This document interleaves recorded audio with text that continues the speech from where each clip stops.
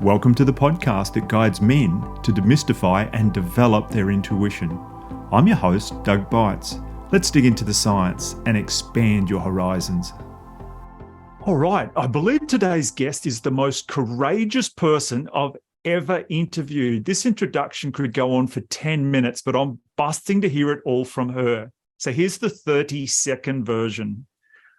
Michelle Lee was the first woman to ever row a boat across the Pacific Ocean, which is a distance of around 14,000 kilometers, nearly 9,000 miles. And she did it on her own with no assistance, non-stop in 240 days. On her website, she has a motto: don't die wondering. Start thinking you can and you will. Michelle, welcome to the podcast. Oh, Doug, thanks so much for having me. Appreciate it. Oh, yeah. I know to all those people out there listening, we've just been chatting for 10 or 15 minutes here before. I'm pumped. Like, this lady is just an exciting, I just totally relate to where she's at, what she's doing.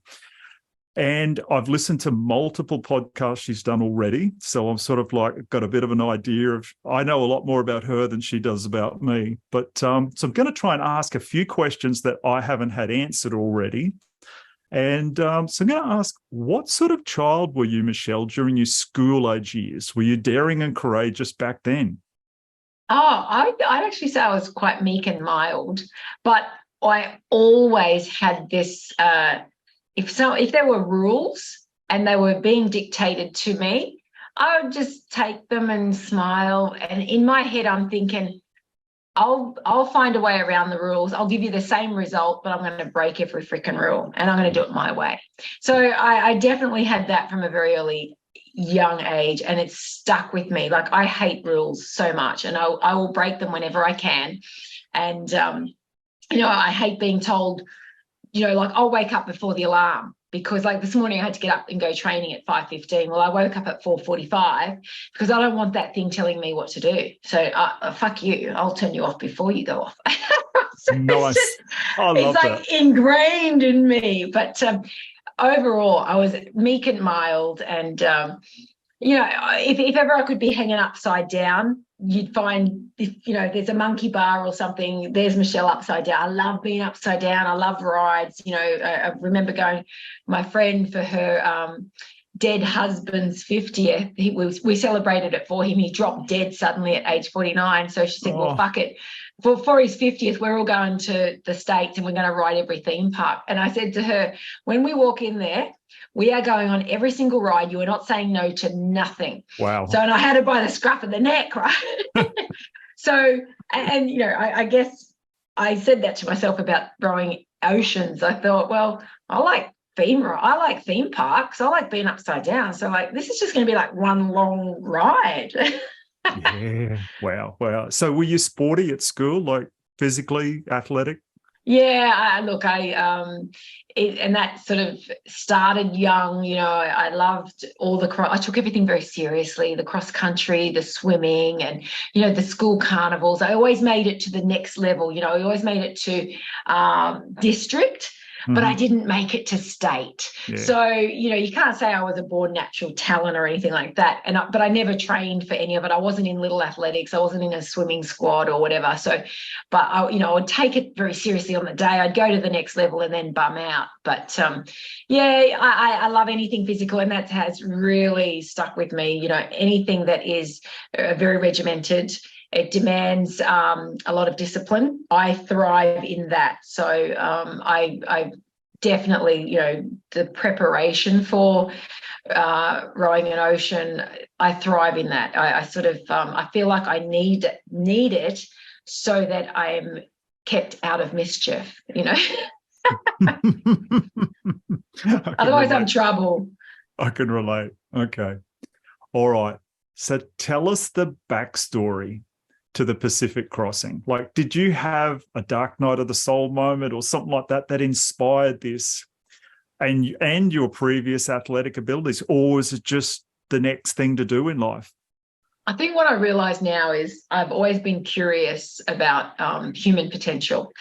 And I love breaking boundaries. I love breaking rules, you know, all that sort of stuff. So that's just a natural. And I say thanks, Dad, because that was my dad. Ray did whatever Ray wanted to do, you know. And I basically, I think I was at a time in my life where I was really questioning, well, is this it? Is this all there is? And if there is, then I'll just check out. So I was, you know, in this really comfortable, predictable. I knew who I was going to see each week. I knew how much I was going to earn. I knew the conversations I was going to have. You know, I was a massage therapist, personal trainer. I knew the conversations I was going to have with them before I even opened the door, because, you know, you carry on from last week, and, you know, it's like a catch up, and he said and she said, and oh my God, no way, you know, all this sort of stuff. So I realized that was, if this is all there is, then I'm going to check out. So I had two options: do something different, follow your heart. So I really sat down and I asked myself, well, what do you really want? What really excites you? What makes your heart sing? And it was freedom and adventure. Above all else, it was freedom and adventure. So, you know, I was in a 22-year long relationship. You know, we were married for 12 years, together for 10 prior. So 22 years of a consistent, beautiful relationship. And I still say this to this day, that Shane is the kindest, most thoughtful man I've ever known. You know, when we split and we decided it's time to go, you know, he helped me move 5 times in a year. I helped him find his place. And, you know, it's like, but I just have this thing where everything has an end of an era. Everything has an end of an innings.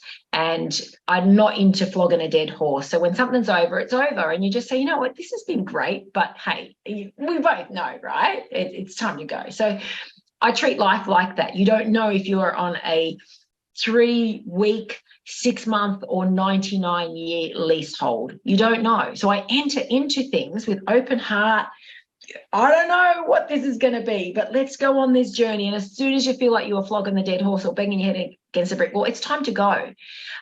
So I sort of feel like I have this really comfortable sensation with things coming to an end. You know, it's not a grieving moment. It's like a, fuck, how good was that? You know, I sort of look back at it and think, geez, didn't we have great times? So cut a long story short, what was your question?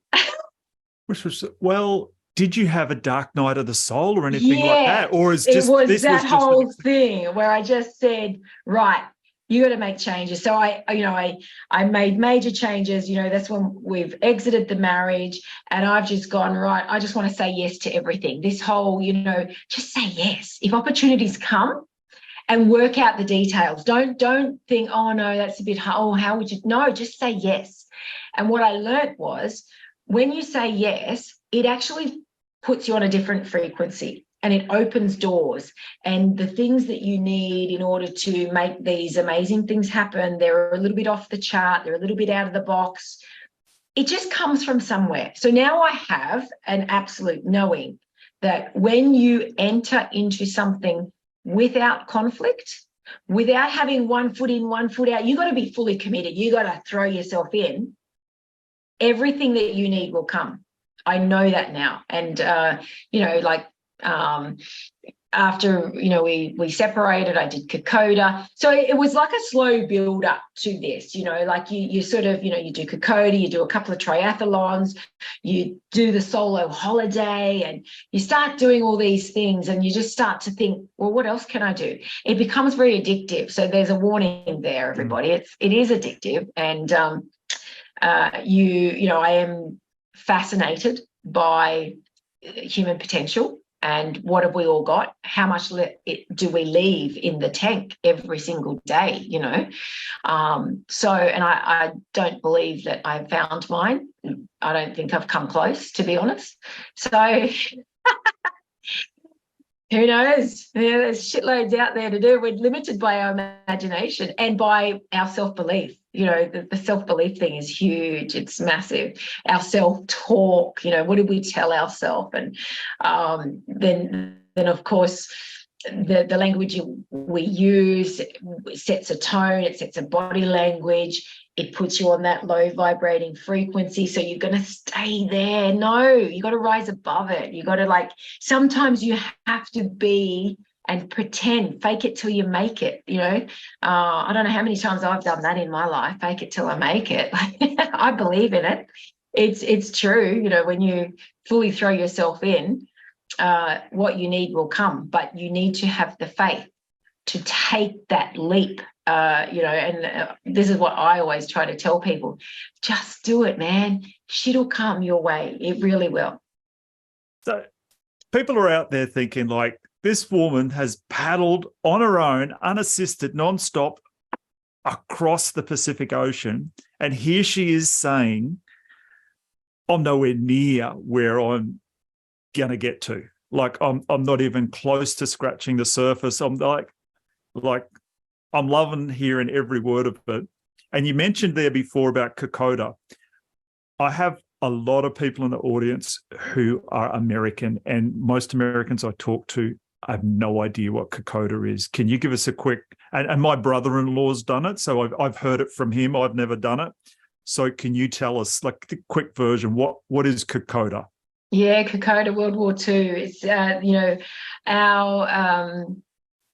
our forefathers, our grandfathers, they fought in Papua New Guinea, which is like full-on jungle terrain, and it's where the humidity is 98%, and it's a stifling 35 degrees, and you are in the most thickest canopy of jungle, and there was no tracks, there was nothing, and they fought there to protect our Australia's coastline. They were the next thing separating us from the Japanese. So I actually did it because I just like a personal challenge. So the 6 people that I did it with, we all trained together, and our trainer actually threw the gauntlet. He said, who wants to do Kokoda? He was the boot camp trainer. And I was like, oh yeah, I'll do it, because I just like a physical challenge. Then Helen and Serge, they put their hand up. They said, yep. Everyone had their own personal reason why they were doing it. Ian was doing it, the trainer, because he wanted to step in his grandfather's footsteps. So, and Helen and Serge loved history. Michelle I didn't even know what's Kokoda. What, a physical challenge? Yes, sign me up. I'm there. So, I don't even ask questions. I'm like, I just throw myself in. I'm like, oh shit, what are we doing? What time are we leaving?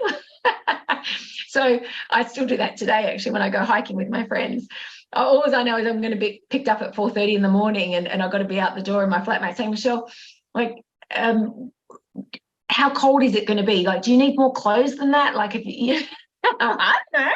Anyway, but Kokoda is a 96-kilometre track or trail through very rugged, thick, dense, mountainous, and there is a day where you do nothing but climb, and I swear to God, you are just looking at a wall as you climb up this thing, and you think there's a little bit of a thing at the top, and you think, oh, this is where we must level out. No, keep going, girlfriend, you're not even halfway.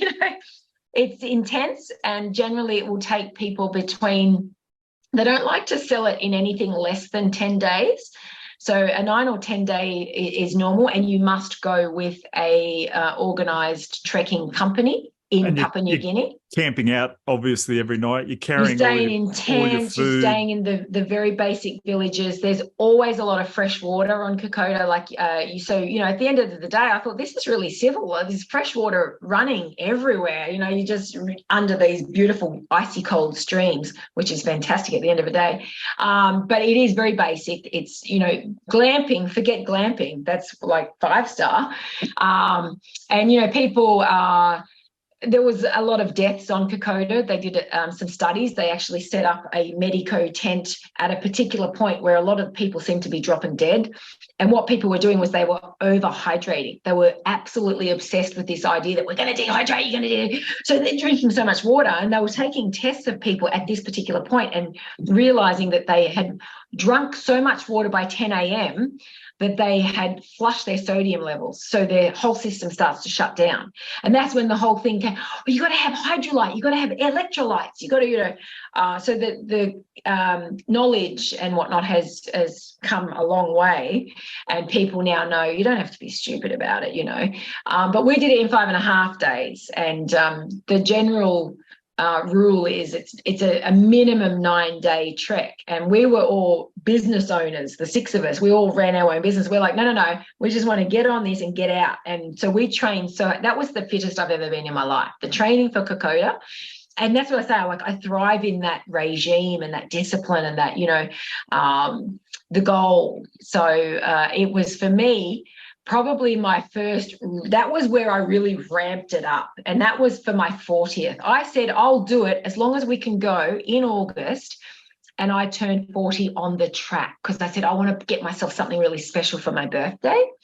And so I did Kokoda. I turned 40 on day 2 of our 5.5 day. Awesome. All right. So then in between Kokoda and last year starting the Pacific, I haven't even mentioned this one yet. Like, you did something else pretty impressive too, like with the Atlantic crossing. Like, tell us about that one. So the Atlantic was inspired by a book, and it was a book called Rowing the Atlantic by Roz Savage. Thanks, Roz.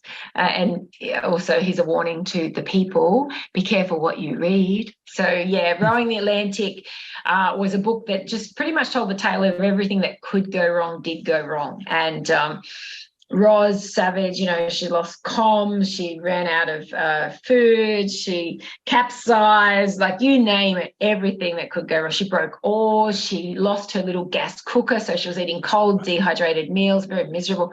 But every time she, got knocked down and got back up, I was like, go girl, And then it plagued me for 2 years. I read the book, and for 2 years, I just thought about it every day. At some point in my day, I thought about, imagine that, just imagine. And then in the end, I thought, I want what that girl's got. I want what she has. And I just thought, well, I'm not that creative. I'm not that imaginative. So I'll just row the ocean as well. I'll row the Atlantic. If Roz can, I can. She was no one special. And that's all I need to know, if it can be done. So I'm not a pioneer. I don't, do stuff for the first time. Someone else has already done it before me. So I know it can be done. And that is all I need. I take things literally, which is, it can be a bad trait, and it can also be a good trait. But I honestly do. I take things literally. If you say you're going to be there at 2:00, you bet if I can be there at 2:00, because you said you would be, right? So it can go against you as well. But generally, I do take things literally. And I just thought, I want what she's got. So I remember the day so clearly. In May 2016, I rang my bestie, Claudia, and I said, guess what I'm going to do? She said, what? I said, I'm going to row across the Atlantic Ocean. She said, and no one had heard of me talk about this, because it's all in my head, right, for 2 years. They didn't even know that I read this book. And I said, and she says, honey, how are you going to do that? I said, I don't know. I just got to get me a boat. Next thing, I'm Googling ocean rowing boats for sale. I thought, I'll just buy a boat. I'll go and row it around Sydney Harbour, and then I'll ship it over there, and I'll just do this fucking row. Well, no, it wasn't that easy. There were no boats for sale in Australia. You could buy them in Europe. You could buy them in the UK, the US. Then you got to ship it over here. And I'm like, hang on a minute. Somebody must have done this. So I Googled Australians, Atlantic Ocean row. One name came up. So I send him a text message. Hey, dude, I really want to do this Atlantic Ocean row. Can you give me some tips? Where do I start? Where do I get a boat? And he's like, are you a rower? I write back, no, never rowed in my life. Oh, okay. So it kind of just went from there. And he ended up becoming my mentor.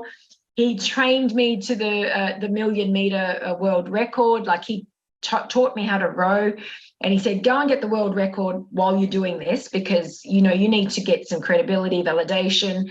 You're going to be asking for sponsors. They're going to want to know, well, what have you done? He said, so at least go and get the world record. You can say you're the fastest woman in the world to row 1,000,000 meters on a concept to an indoor rowing machine. So, he became the coach, the mentor, the boat builder. He became my partner. Now, there's a moral of this story, ladies. Don't put all your eggs in one basket, because when it does fall to shit, you're fucked. So he was wearing every single hat, and it did. It fell to shit when I had a half-finished boat. So that was another story. Now I've got this boat. He's reminded me a million times that I'm the only person that who knows how to row an ocean, So I was like, oh shit, what am I going to do now? Holy crap.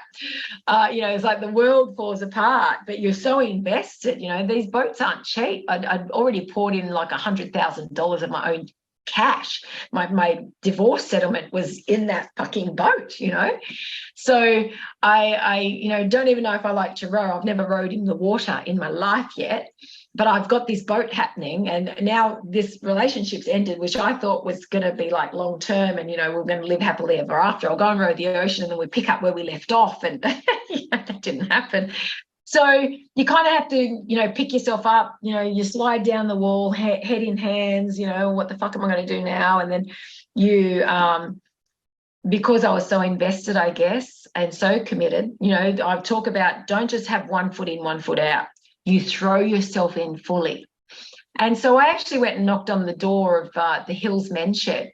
And I said, listen, guys, I know I'm a girl, but I've got this project and I need guidance. I have to do the work, but I don't really know what the fuck I'm doing.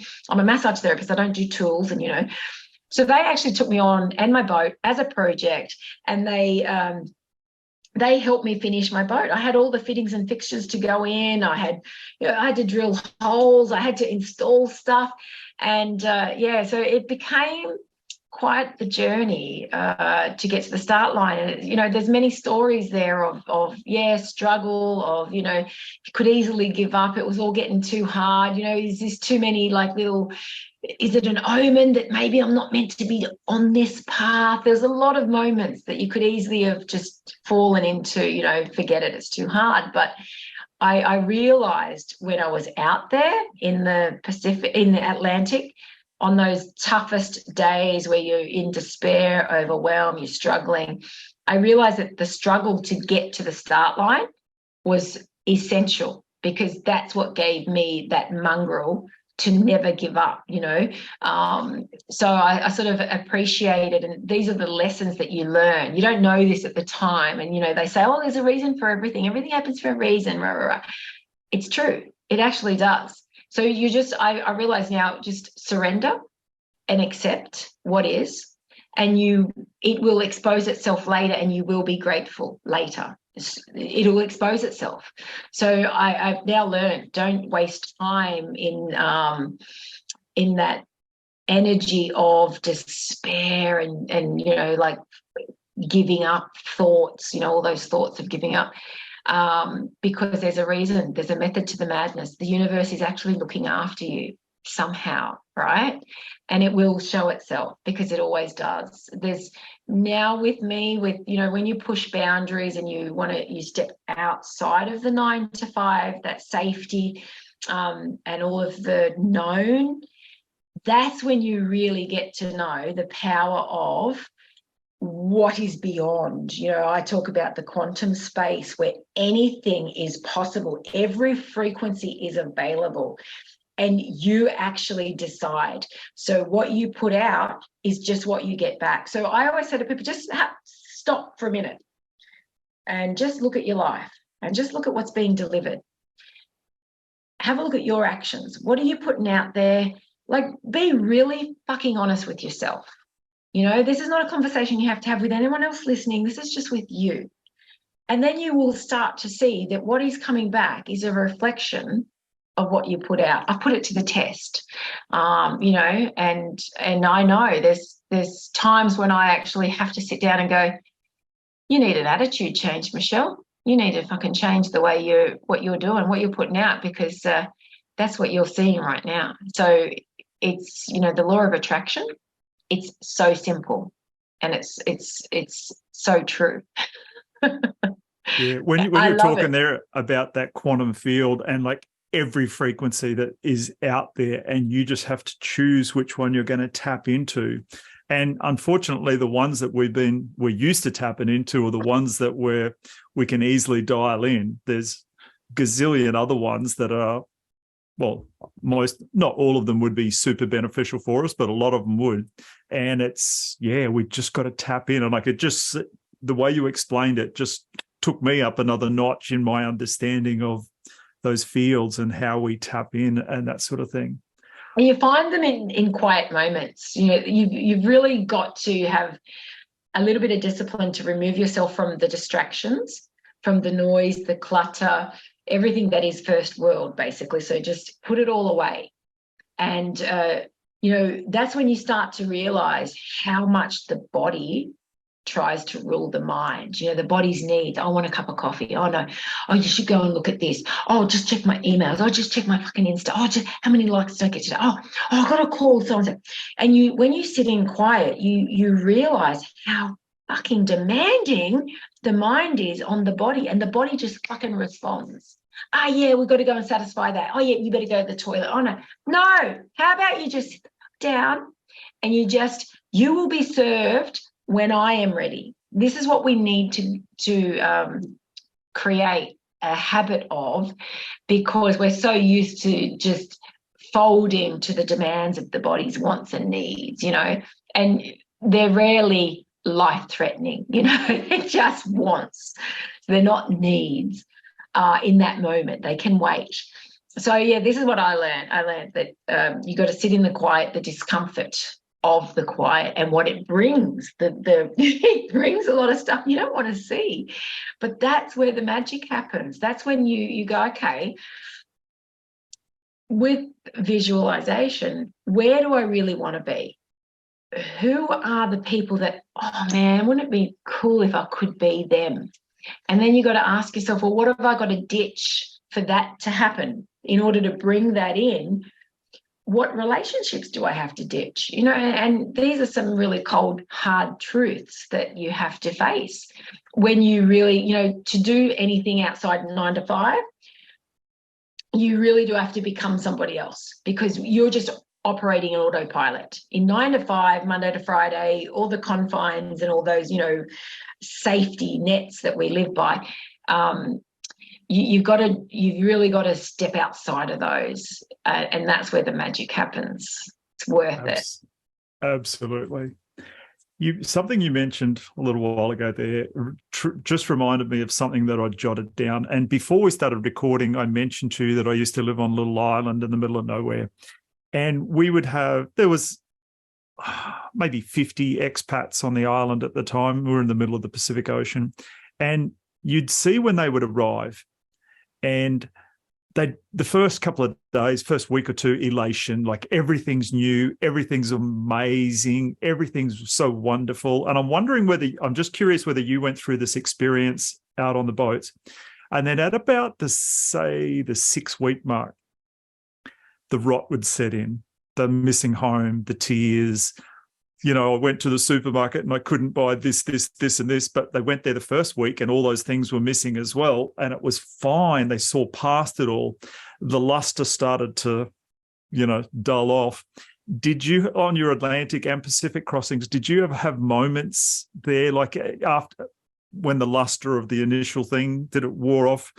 Did the rot start to set in for a few hours or days or a week or more? Yeah.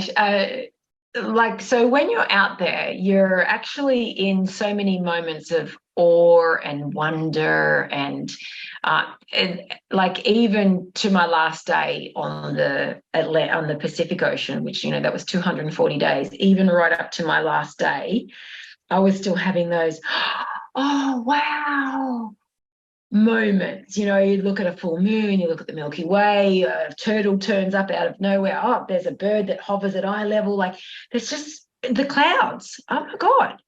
I just look at the clouds and the formation. I'd be like, oh, I can't believe that.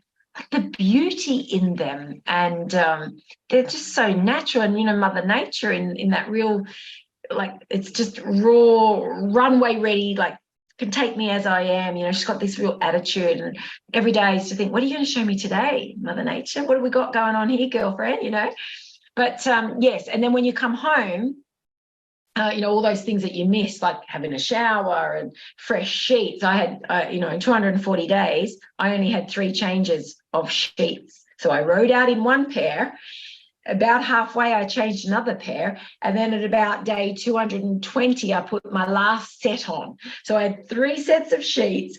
I was completely crusted, salt crusted for so long because I was on water rations. I couldn't make enough water every day for a long time because the Pacific Ocean is a lot of cloud cover, a lot of rain. So my solar panels weren't working as efficiently as they could possibly. And so yes, you get home and, you're standing in front of the tap and you're just running endless water and you're thinking, how good is this, man? And then all the simplicity of rowing an ocean and removing yourself from first world. So whether you're camping or, you're on a retreat or something where you've removed yourself from all of the luxuries of first world, it does sort of sink in a little bit. You sort of go, well, the things that we take for granted, I'm reminded constantly of things that we take for granted. So I think the more often you take yourself out of first world, the more appreciation that you have and the longer it lasts. So even now, I every time I step in the shower, and I've been home now since April. So every time I'm under a running tap, I'm just like, oh my God, like I just give so much thanks. You're just so much more grateful and appreciative of the simple things in life. And you realize how little you actually need. You kind of want to just get rid of stuff. You just want to continue to downsize and streamline your life. And, I walk out the door so many times now and I go, oh shit, I left my phone at home. Oh, fuck it. Who cares? I can do it very easily. You detach it more easily the more you do it. So at first, when I said to someone the other day, why don't you just try, right? You go to bed at night, have your device out of your room so you can't even look at it from the time you put your head down, and then don't touch it till 2:00 tomorrow. She went like this. Oh, like the discomfort in the idea. Anyway, she did it and she was so proud of herself. She told me, Michelle, I just had to make sure I had to pay one bill. I had to pay that bill. I paid the bill and then I put the phone away. And I, so many times she said, I realized how often you go to pull it out, and she said, no, it's not 2:00 yet. I can't. So, we just get so dependent on and so reliant and addicted to everything, the technology and stuff. So, and that's what I miss the most about being out there. I miss the uninterrupted hours of being able to listen to only my very conscious, intentional, carefully selected material. And that's all I had to listen to. I had 37 book titles and they were all very carefully selected. Thanks, Spotify. I had no music after day 31. That's another story. But anyway, so basically I listened to 37 books over and over and over again to the point where I can recite them. And before they say the sentence, I'm saying the sentence of Dr. Joe Dispenza and Greg Braden and Bruce Lipton and Jose Silva. They were my reading material. So I only had very powerful mind-changing and very raise your conscious awareness kind of material. That's all I had on my listening material. It was amazing. And I miss that so much, being able to just, as you row and you get into this beautiful rhythmic kind of zone and you're completely zenning out and you've just got this stuff that you can just take in and absorb because there's no distractions, there's no noise, there's no clutter, there's no demands. I've got no inbox. I don't have people can't ring me. I can ring them. I decide who I talk to. They can't call me. So that was, I look back now and say, well, that was a pure privilege because people won't ever know that in their lifetime unless they consciously remove themselves. They will never know the beauty of that simplicity, and it's mind-blowing. Well, you're reading my screen here because that's part of what you just said. Then is my next talking point, and I've heard you talk about that before when you're rowing and you're getting into a meditative state and you're listening, you're taking all this in. And I'm kind of curious, in that 8 months of doing that, you obviously, we all grow, we change, we increase our frequency, etc. But how many years do you think you amassed of personal growth in those 8 months? I wish we could measure that. I really do. I wish that there was actually something that maybe I should have contacted Dr. Joe Dispenza or Greg Braden or Bruce Lipton, and I should have said to them, like, hey, I'm going to do this event, right? Because they would be fascinated to see what happens underneath the skin biologically during something like this, where you are so completely removed and you are so isolated. I saw nothing for months. When I left the coast of Mexico, it took me about 3 weeks to get off the coast and to break away. And there was moments where we didn't know if I was even going to be able to break away because of weather patterns and currents and everything trying to push me back to land. Hurricanes, I dodged 5 hurricanes down the coast in that 3 weeks. So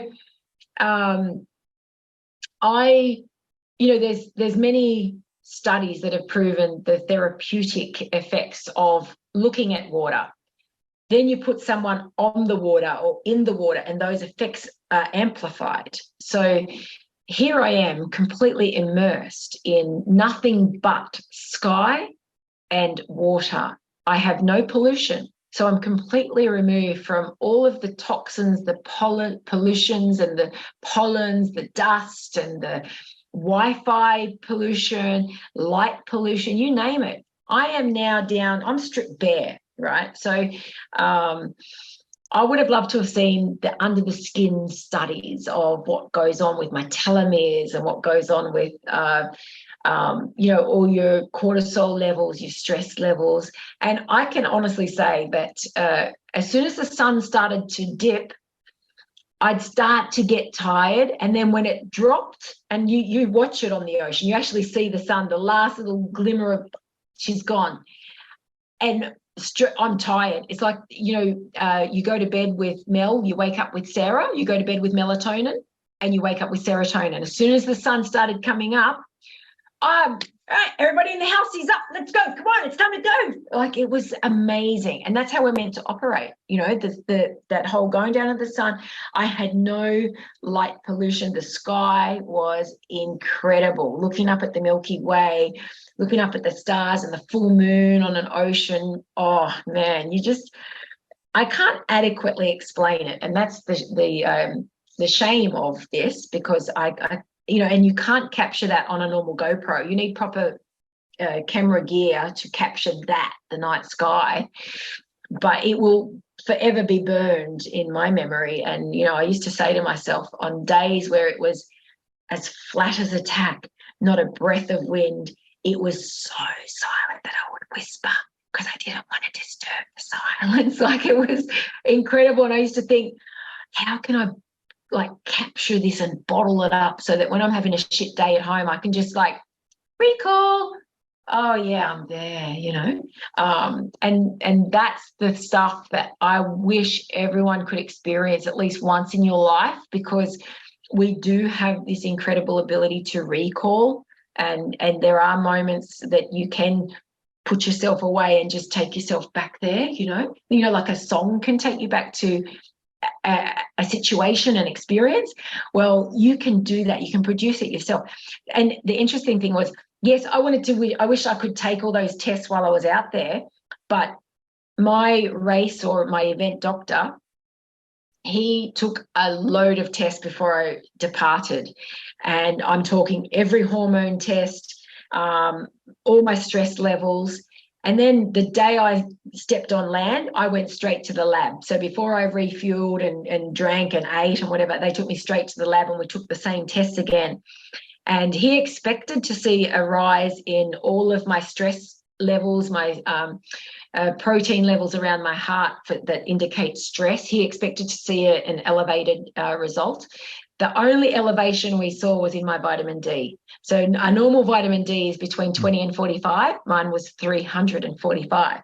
Was it the sun? Yeah. So, it just goes to show the therapeutic effects of water if you're feeling stressed, go and just stare at the ocean, take yourself to, and I realized why I'm drawn. It's like a magnet for me. Ocean is like a magnet. I'm just, some days I just say to myself, I just got to go and look at some water, and I've just got to go and drive to the northern beaches, it's out of my way, but it's a need, it's a drug.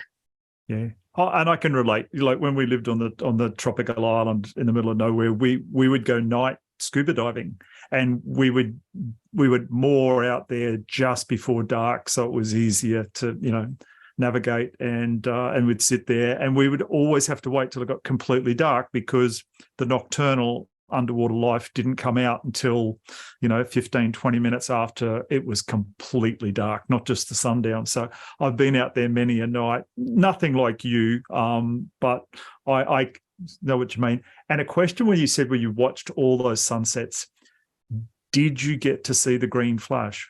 I saw it once, and then I even questioned myself. I'm like, did I actually see that? Did I actually see it? Like, really? Did I? Because I thought it was just like this myth, and I actually did witness it. And I think, I used to tell Roger stuff. Roger was my weatherman, and I would tell him about, healing crystals and angels and, all these energies that are with me. And one day he said, and I told him about the green flash, and he says, Shell, have you got any alcohol on that boat? I'm like, no. He said, have you been smoking something? I said, no. And he goes, maybe you've just been alone too long. He didn't know about the green flash? No, he did. He did know about it, yeah. But he's just so dry, and he's just so like straighty 180, matter of fact, man, So here I am educating him on healing crystals. I'd go to sleep with holding my mookaite rock and my tiger's eye, and I'd be telling him, he'd be telling me what shit weather is coming, and I say, don't worry about it, Roger. I said, I've got angels. And he says, oh, have you?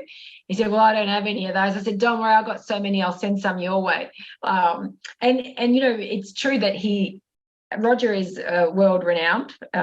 He's pretty much number one weather route in the world. He's routed for 40 years for the America's Cup. He's done, I don't even know how many of the Sydney to Hobarts. He is the router for Formula F1 Ferrari, the Ferrari team. And, his credentials are phenomenal. They're off the chart. He actually just got awarded OAM. Now, this man became my weather router just on a phone call. And this is what I say about when you throw yourself in 100% without conflict and without contradiction, and you are not 1 foot in, 1 foot out. You are just, I'm doing this and that is it. I made a phone call to Rog on a recommendation. Someone said, look, if you can get, I started putting the word out, I need a weather router. Who would you want to use? If you were going across the Pacific, who would you have? And Don McIntyre, who is an Australian adventurer, and he heads up the Golden Globe race. He heads up several Ocean Globe races. He's the founder.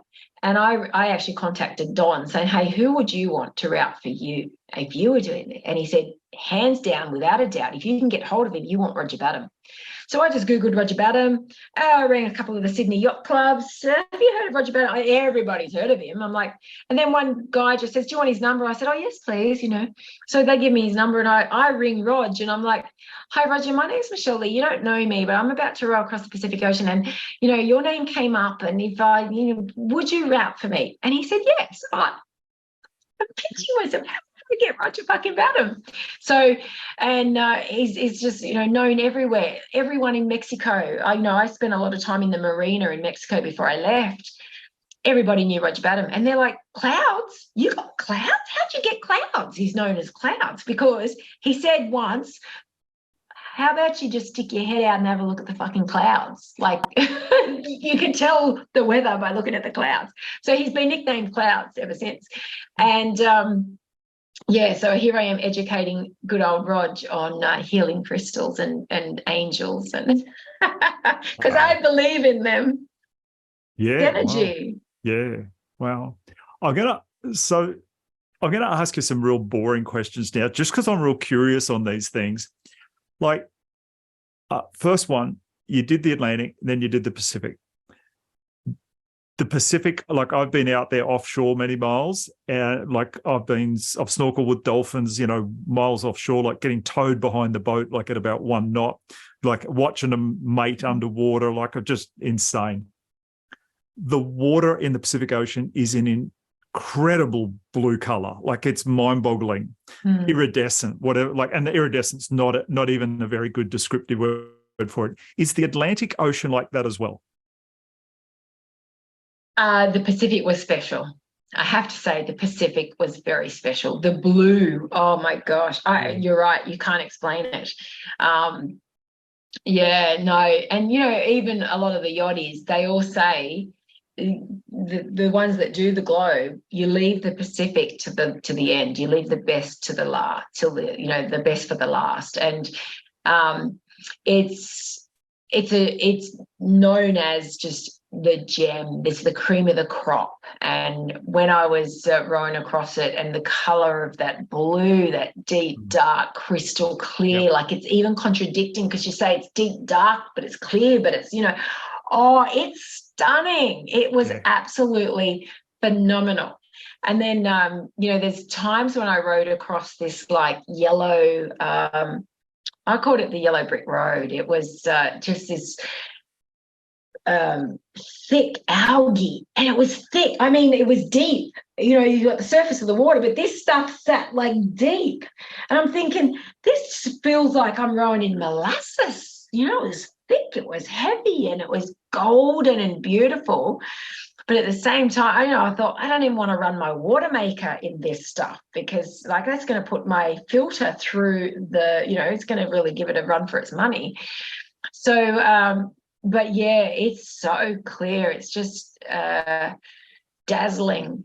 It's dazzling. Oh, and the Atlantic was great. It was beautiful. But when I got to the Pacific, it was another level. So I'm real curious. Did you ever tie yourself off and get into the water out there? So in the Atlantic, I did it 4 times. I had to go overboard and scrape my hull. So you grow barnacles on the bottom of your boat. And I knew as soon, like, it slows you down. It's like dragging bags, paper bags under your boat. It creates so much drag. So, we don't row fast anyway. We at best I do 2 knots. But if I'm surfing waves and I'm coming off a wave, you can hit 7 or 8 knots. It's like, what? Oh, I felt like a cowgirl. I'm like, yeah. But and so in those moments, how your boat should perform, and you're coming off the face of a wave and you're struggling to do 3 knots. You're like, oh man, it's time to go overboard. I know I must be dragging so many barnacles. So in the Atlantic, I literally had to go over 4 times, and you start at the bow, and it's like of course, like my eyeballs are popping out of my head while I'm looking around. Is there any sharks? No, I can't see anything. Okay, 3, 2, 1, go. Like I say, do it scared. I do everything I do scared. I am the world's biggest scaredy cat. But I 3, 2, 1, slide off overboard. Yes, I'm tethered to the boat. I've got my goggles. I've got my scraper. So it's literally just take a big breath, go under, you scrape as much as you can. The boat's bobbing around. You try to do it on a day that's a nice day. You don't do it on a sunrise or a sunset. And, you sort of, I applied all those rules. And then by the time you get to the stern, to the back end of the boat, and it's a lot further to climb out. If you saw a shark, the distance is a lot greater. But you just have to do it. And once you actually get in, and yes, I was like, do the quick search, I've got goggles on. So you do have the peripheral vision is blocked because of the goggles, but then you satisfy yourself. It's like this calm just comes over you. There's all this sea life under the boat, and they're all just swimming and being harmonious with each other. And I think to myself, well, if there was a shark, these guys would all be scampering. They'd all be like, So I kind of felt safe. Whenever I had a lot of sea life under the boat, I felt very safe to do, to go overboard. And then in the Atlantic, I mean, in the Pacific, oh my God, I had sharks with me every day after the third week. So I went overboard 4 times in 3 weeks just because I wanted to have a swim. You know, I was like, I love the water. And by this stage, I had a different mindset versus the Atlantic. So I did a lot of mind work, conscious mind work for the Pacific Ocean that I did not do on the Atlantic. So, you know, now I know all my weaknesses. So I actually had time to prepare mentally, properly. And we used to go for a swim just because there was a pot of dolphins. I'm like, hey, wait for me, guys, I'm coming in. So in the first 3 weeks I had some beautiful swims. And then after that, I had a shark with me every day. Every day I had a shark. And I mentally could not get over that. So I never went in again, but I didn't grow the same growth this time because I used a very different anti-foul. So luckily I didn't actually have to go overboard. I didn't grow any growth on the bottom. And Really? Wow. Yeah, it's phenomenal. This product is amazing. And I don't know that I could have if I had to, because this shark, you know, there was always a pair of sharks, and overnight time for weeks they had a feeding frenzy. As soon as the sun went down, you know, they played beautifully all day together in harmony, and then as soon as the sun went down, all hell broke loose, and they'd be banging on my hull, bashing it. Their tail would flick on my rudder, and I was, you know, I'm worried about them breaking my rudder. That was my fear. I kind of had to rationalize, you know, they've got a smooth body. Yes, it's hard. It's just a massive muscle, right? And yes, they can hit it hard, but they're not sharp. So I got comfortable with them hitting my hull, but I never got comfortable with their tail whacking my rudder. You know, those stainless steel fittings have a capacity. They got a limit of how much stress they can take. But I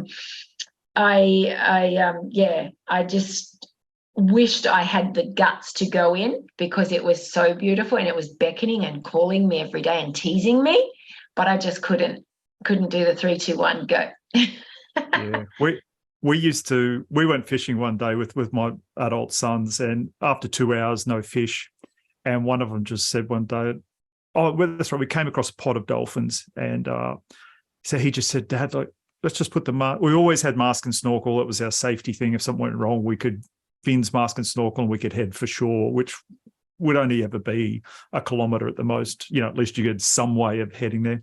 And so he's popped in the ladder from the dive boat went down the back, like down beside the motor. So he just went and hung on to that at about 1 knot. And I'm thinking, lift your head up and tell me if you can see anything, you know, like tell me, you know, what, 5 minutes, 10 minutes. And he's just, and I'm thinking, and then when he finally puts his head up, he's going, oh my God, Dad, like you have to get in here now. And like I say, that day I saw 3 different pairs of dolphins at the same time mating under the boat. Wow. I mean, that's priceless. Apparently dolphins are like humans. They mate for fun. You know, they just have sex for fun. They're the only other species. Yeah. I'm thinking National Geographic review. And just the day it was a beautiful calm and sunny, and the light was coming down perfectly behind me, like just dancing. And it was just, you know, if you were poetic, you could write something like mind-boggling about it. But it was just insane. I was just curious whether you, like being on your own, I know it's pretty edgy to get out there. We used to do blue water dives occasionally as well, where we would go out into 1,000 meters, 3,000 feet, and just put a 20-meter rope down with a weight on it and just go down for 30 minutes and sit there. Unfortunately, the times we did it, we were in a desert. Basically, we'd see tiny little, I can't remember what they're called now, little tiny things just drifting by. But and the boat driver would be up the top there. He'd be laying on the back, like on the back step with his mask on, like watching us to see if we were, okay. And then actually, I've never done it, but I wanted to. There's some people I met in Hawaii who do blackwater dives. So they'll go a mile or 2 offshore. You know, you're again in 1,000 meters of water at night.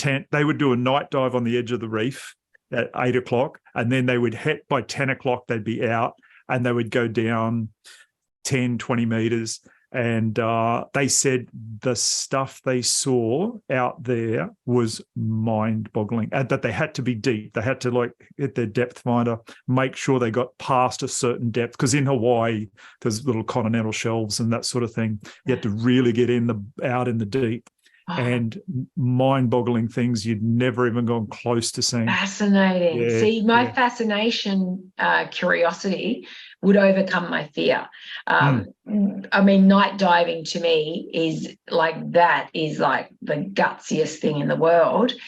But and I'd be as scared as anything. But my curiosity and my fascination would overcome the fear. And I would, if there was a group of us, I'd be like, all of a sudden I feel a whole lot braver. There's, more chance of all of us, my chance of being eaten are now decreased because the more people there are, obviously, right? So I used to do ocean swimming, and I used to always, that was my rationale. It was, well, I know I'm not going to come first. I'm not going to be right out there in front of the pack. And I know I'm not going to come last. So I'm going to be in the middle of the pack where we're all a bunch of salmon thrashing around, and my chance of being taken has now been reduced dramatically. That was my rationale when I used to do ocean swimming.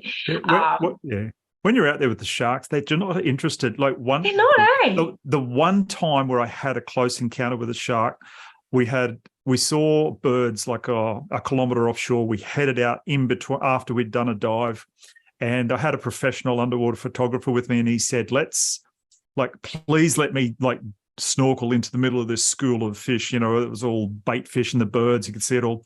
And then he stuck his head up, and he said there's about 30 baby sharks underneath the school. And, babies, they're literally 18 inches, 2 feet long, like little guys. And so his father and I jumped in as well. But it was a very choppy ocean that day, and we drifted apart very quickly. And I'm sort of watching. I saw this shark down quite deep, and it was maybe a meter, 3 feet long or so. And it just started, and I had my video camera on, I've still got the video of it, and it just started very casually swimming up towards me. But its dorsal fins weren't down in an aggressive thing. And if a shark wants to bite you, you won't even see it coming. There's not, And that's it. And it just started swimming up. And I'm just floating on the surface, snorkeling on this choppy ocean, a kilometre or two offshore in 1,000 meters of water. And I'm like, holy shit, what's going on here? What does it want? And it came up and it came up, and it just kept meandering up. And when it got close enough, I just, without even thinking instinctually, I just lifted my foot up and put my fin right up at it, and it just casually darted to the side and just turned around and swam back down. But if I'd have waited another 1 to 2 seconds, we would have been nose to nose. Yeah. And it was and then I sort of put my arm up and sort of waved to the boat driver, I think I'm hopping out now. I was like, oh, whoa. It was probably, I was the first human it had ever seen.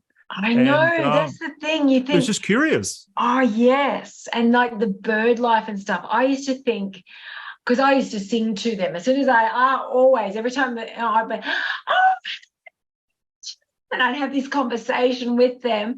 And I think, I wonder if I'm the only human voice you've heard. But then I thought, hang on a minute, they probably go to the islands and stuff. Maybe they, their activity also fascinated me. What the fuck do you do out here, man? And sometimes I'd see them in groups just sitting on the ocean, and then there'd be other guys hovering above, and they're communicating, right? They're making noise and stuff. So I'm figuring the guys up the top are looking for shadows of sharks, right? They're looking for predators in the water, and they're warning them or telling them, no, you're cool, just enjoy it, have your little mother's meeting and whatever's going on over there.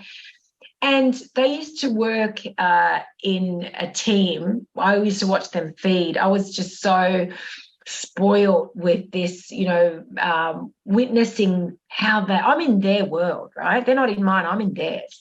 So I used to witness them and how they would feed, and one would, he'd dive down, he would throw it in the air and another bird would catch it.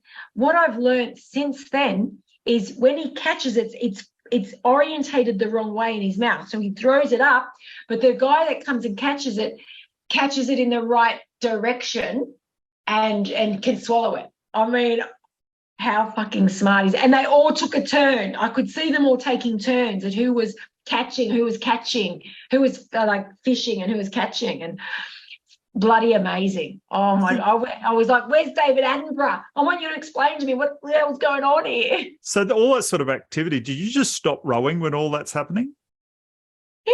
Most of the time, because the Pacific was so hectic, like it was very different to the Atlantic. And most of the time I had to just keep rowing. I didn't have lunch breaks. I didn't stop. I pretty much just used to line all my pots of food up in the morning, because I learned very early on that this ocean, man, she's demanding. She is just so hectic. And the minute I stop rowing, I'm losing the momentum I need to make the autopilot happy, to keep the autopilot happy. And, so I used to keep rowing.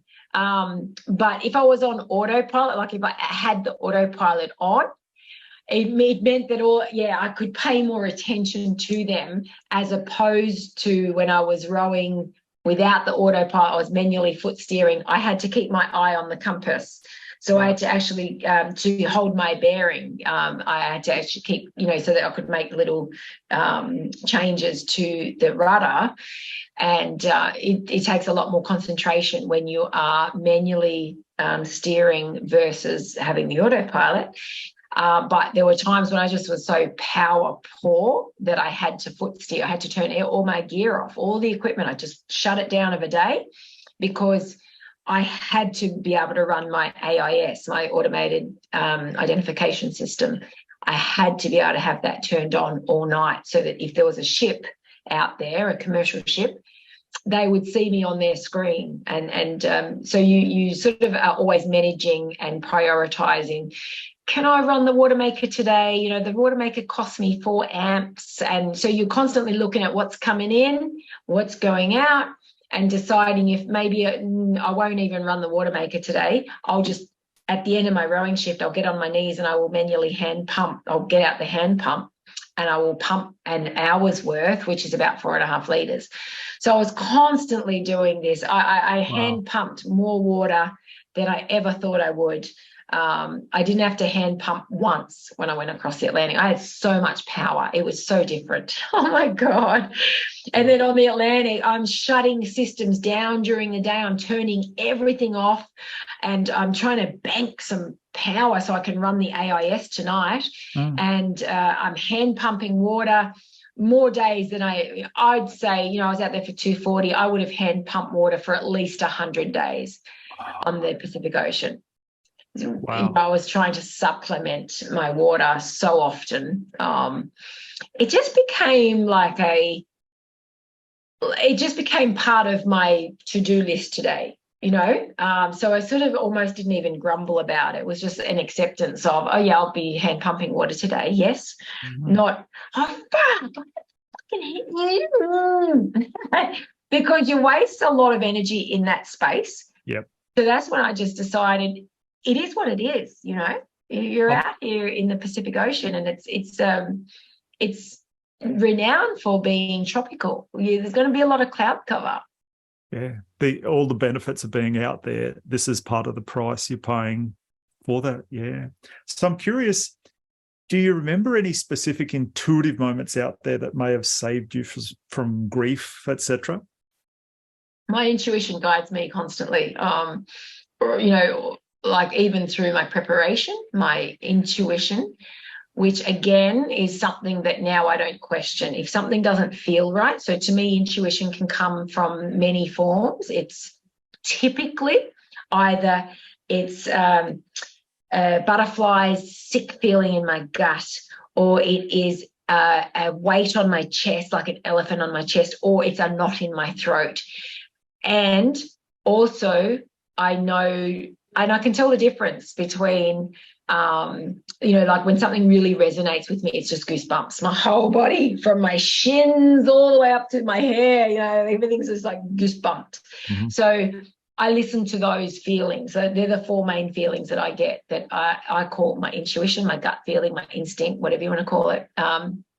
And throughout my whole row, I feel like it was just getting more and more refined and more, because it's all you got. When you're out there, that is all you have. Yeah, I can pick up the phone, I can chat to someone, but ultimately I was relying on all those gut feelings, all those instincts, you know, when to pack, when to stow, when to store, when to, you know, I knew when to make extra water. I always seem to get it right. And these are the things that I say, they're bankable moments, you know, when you because we got choices, you know, you can go against the instinct, you can go against that that voice, or however it comes to you, that feeling, or you can just go, I don't even know what you mean, but I'm just going to go with it, you know. Prior to departure, I think one of my biggest, loudest ever was the jabs, those mandated jabs. You know, I felt violently ill at the idea. I went through it in my head, just go and get it. Just, you know, everyone was making their appointment. They were all going and getting their jabs. And I just said to myself, just go. You know, Claudine just came back. She'd been to the big Homebush Centre, and she's telling me, oh, it's just go. There's no crowds yet at the moment. You know, it's just rock up. It's like clockwork. And I thought, oh, yeah. Oh. And then I felt violently ill. There was this thing in my body that just, this repulsion. It was just, no, I can't do this. Like my breathing, everything, at the idea of going and actually doing it. So I rejected it, and then to the point where it became very difficult to do anything without it. You know, like life was getting very difficult to not have the green tick and stuff. You couldn't move around and blah, blah, blah. So I was breaking every rule in the book, because I had to, you know, I used that whole period of time. So COVID was my Pacific project. It was, you know, that's what I used to prepare. As soon as we went into lockdown, I went into meltdown. And that's when I really said to myself, man, don't fuck with my freedom and adventure. They are the two things I value the most in this whole fucking world, you know. So there may be a silver lining there, because it really made me get clarity on what is the true nature of, you know, my core values and all that sort of stuff. So, and then I had to honor it. You know, you really do have to honor those gut feelings, because they never, ever, they're not wrong. They're never wrong. The only time they're wrong is those times when you go, I knew I should have said no, or I knew I should have done that. I knew I should have taken the high road and not the low road. You know, but again, they are bankable moments. So I say you use them as anchor points. The times when yes, oh, I got it right, right? Use those as bankable moments, so that when you get that feeling again, you can go, hang on a minute, it serves me. That feeling it knows more than I do before I do. And don't even ask why, because it will expose itself later, but honor it. Don't betray it, you know. So out there, I just used to get a feeling that it's time to lock everything away. It's time to, and within minutes sometimes, I would just start putting my oars away, stowing and locking my seat up, and, you know, and then the ocean would change. She changes so fast, so rapidly. And it would happen like before my eyes, and I'd think, oh, what was it that made me think that it's time to put everything away and get locked up in the cabin and put my, you know, get my storm anchor set up? Like sometimes it would be a day before. Something would just say, you know, just pull it all out, lay it down on the deck, make sure all your shackles are ready, make sure it's all orientated so that when you feed it out, nothing's, you know, you can do it at the drop of a hat, nothing's going to get caught. So I would go through all these motions, you know, storing food in my cabin, making sure that I've got enough food that doesn't require water, making sure I've got enough, you know, just stored water bottles and stuff. And I never got it wrong. And I think, well, that again is just listening to something that's inbuilt. We all have it. That's the beautiful thing. We all have a gut instinct. We all have intuition. But the thing is, I think over time, over conditioning, over maybe to many people, what they listen to if they're watching TV. I don't own a TV. So that's also, I think, my point of difference is I don't own a TV. I have not watched TV since 2011. And that's no word of a lie. I don't even know how to work. They're all smart TVs now. My flatmate has a TV. I've never picked up the remote control. And we've lived together for nearly 6 years now. And I've never picked that remote control up to turn the TV on. And she went to show me how it worked. I said, I don't need to know. I'm never going to watch it, ever. So I think these play a major role in people's ability to rely on their gut instinct and that intuition, because there's a certain amount of programming that goes on when you watch that shit. And I know that just from what I listen to when I listen to my friends, and I just think because they're all talking the same, they're all repeating this, I think it just sounds like a fucking program. And because I'm so removed from it, I'm very sensitive to it. Do you know what I mean? So my intuition guides me all the time. It guided me out there. It never let me down. And I will always honor it. And I give it thanks and praise. At the end of every day, I used to get in my cabin and I'd say, okay, body, oh man, thank you. Thanks for letting me do this, right? I belt you around every day. I make you go out there and do 12 hours on those oars. And we do it day in, day out. We don't have a rest. We don't have recovery. And I used to say, what do you want from me today? What can I do for you? And it would tell me, can you just massage or release this inside of your elbow?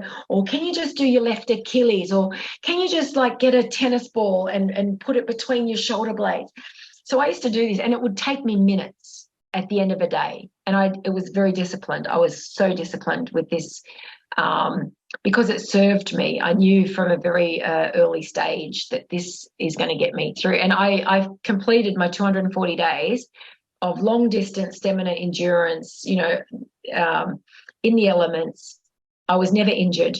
I was never sore. I was never, I never woke up thinking, oh man, I feel like I've just rode a marathon. Nothing. And I put it down to those disciplines and that appreciation. And there's just, so much in saying thanks, And so you're saying that at the end of each day, you are asking your body what it needed.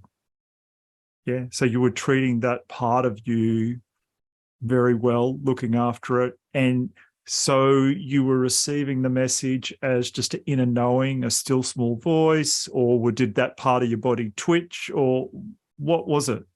Yeah. So when you are in, I call it just some stillness, some quiet, it talks to you. It actually says, oh, can you just give this a little bit of can you just give a bit of friction in here for me? Get into my extensors, get into my flexors, it literally spoke to me. Can you just get a tennis ball and stick it in your QL? Just lay on your left QL and you'll feel heaps, or just turn on your tummy and lay flat and your psoas, and I am a massage therapist, so I realize I've got probably a bit of an advantage with, the knowledge of soft tissue injuries and all that sort of stuff. I've got a general higher sense of awareness anyway. But I literally used to hear my body say to me, can you just do this for me, And I used to oblige very willingly and gratefully. I'd say, no problem. I'll get in there. Don't you worry. And I wasn't gentle. I was like, because I was absolutely shattered. I was knackered at the end of a shift. So I used to get this done. I used to rub my liniment on. Then I'd strip through it. I'd do a little bit of PNFing. And the biggest thing that I used to do that came intuitively was I used to treat myself as though I was treating somebody else. So I used to talk to myself in that moment like I was actually treating you. I'd be saying, oh, Doug, man, you're doing so good as I'm treating my elbow, whatever. Man, you've adapted to this. You've taken to this so good. Or on a day when I was struggling, I used to say things like, you're just going through the adjustment period. Things are going to get better. It's going to get easier. It really is. And I realized, oh shit, man, no one taught me to do that. And you are always kinder to someone else than you are to yourself, always. So that stuck very early on. That method, technique, whatever you want to call it, little routine and ritual, it stuck from, like, I'm talking day 3. I'd be laying there with a little wet wipe as I'm wiping my skin with, a little tiny wet wipe with fresh water. You've done amazing today. Oh my God, you are such a valuable member of this crew. Thank you so much. And I literally treated myself like I was a crew member. I'd make myself a pudding at the end of the night and I'd sit there with the hatch open, looking out, eating my hot pudding, which is massive feel-good factor. And I'd be saying to myself, oh, thanks so much for this pudding, as though someone else made it for me.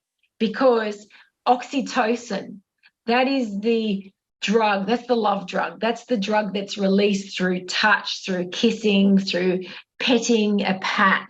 Petting a pet. Say that 10 times fast. Through patting a pet. Oxytocin is the service drug. When you're doing something nice for someone, our oxytocin levels go up. That's a feel-good hormone that, if you want to go and do some hormone hacks, just go and do something nice for someone and your oxytocin levels will go up. So I realized, oh shit, I'm boosting my oxytocin, which is the hormone that's going to be the lowest because I don't have someone else to touch. I'm a massage therapist. It's what I do. I touch people. I get by giving, right? That's why I chose it as a career. And intuitively, I knew that I love touch. Oh, fuck it. I'll just go and charge people $100 an hour to touch them. And I'm getting paid, and I'm also getting like a win-win. And not touching them in a weird way, by the way, just, remedial massage, okay? Yep. And so that was a light bulb moment very early on, that what I was doing, I knew what I was doing. I knew that this is increasing those oxytocin levels that are going to be at an all-time low. And I also took a toy. My flatmate packed me a little poodle teddy bear thing, and also some very good friends gave me a teddy bear, because that's what kids do. You give them a blankie, or they've got their little security blanket, they've got their teddy bear. It works for them. Why won't it work for us? It does. So every night I used to go to bed holding the poodle, the little toy stuffed poodle, and my mookaite rock. And they were rules, they were rituals, they were grounding, they were they just provided calm and a sense of, when all shit was hitting the fan, I felt better if I had those in my hand. So, they're very simple techniques that everyone can adapt and adopt. And they might sound really stupid, but there is actually a biological and chemical effect happening by adopting them. Oh, I can see. And they're drug-free. I can't OD on it. I can't, there's no side effects. If I took something to boost my mood, what other side effects are of those things? Heaps. Yeah, I can see the science in that. And I'm just curious too. You made me think of grounding. Like they say, the advantage here on Earth, hard terra firma, shoes off, wander around for 5 to 30 minutes or whatever on the grass. Out on the water like that for that length of time, I'm just curious, what do you do? Like, how do you just reach over and touch the water and you're grounded? I guess scientifically that would be it, wouldn't it? Yeah, I was barefoot every single day. So I had a barefoot rowing option, which was essential to me. A lot of ocean rowers, they have, they put crappy old fucking runners in their rowing thing, and they have no other option. They have to put their feet in those shoes. And it was essential for me to have a barefoot rowing option if I chose to. And when I got those, these clog things made, and everything for ocean rowing boats has to be engineered for an ocean rowing boat. Nothing is made for a boat. Like, you know, you can't just go and buy it off the shelf. You've got to engineer the fucking thing. And there's no manual to say, here's the options for ocean rowing shoes, you know. So I just went up to Nathan Perry. He's a Sydney surf boat rower, builder. He builds the surf boats. And I said to him, I want you to make me whatever it is you guys put your feet in, because you row bare feet out there on the surf in the ocean. I said, I want you to make me something to fit this. I gave him a fitting and a fixture. And I said, and I need to be barefoot. So he made me this amazing thick clog that it's just a pair of straps, basically, that I put my feet under. It's just got a little heel cup that my foot sits in. So I was barefoot for the whole entire time. Never had a pair of shoes on, never had a pair of socks on, nothing. And then occasionally I just used to sit on the side of my boat and dangle my feet in and just like kick my feet in the water. And that was like a really luxurious sense. You know, when I'm sitting there just doing this, it felt so luxurious. I was like, oh man, because A, it was a break.